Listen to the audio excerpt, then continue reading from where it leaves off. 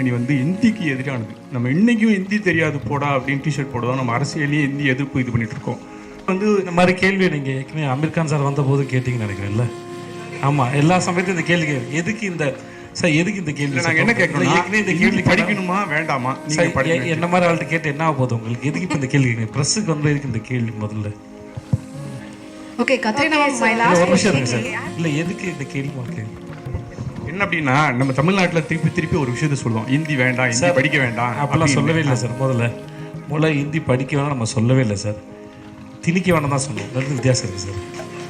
இங்கே யாருமே படிக்க வேணாம்னு சொல்லவே இல்லை சார். இங்கே படிக்க ஆளுன்னு கிடையாது. நீங்கள் கேள்வியே தப்பாக கேட்குறீங்க சார். அது தேவையில்லாத கேள்வியும் கூட இந்த இடத்துல. ஸோ யாருமே அது சொல்லவும் இல்லை.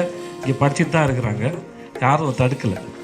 அதுக்கான விளக்கம் நம்ம பிடிஆர் சார் இடத்துல கொடுத்துட்டு பாருங்க, தெளிவாக இருக்கும் உங்களுக்கு.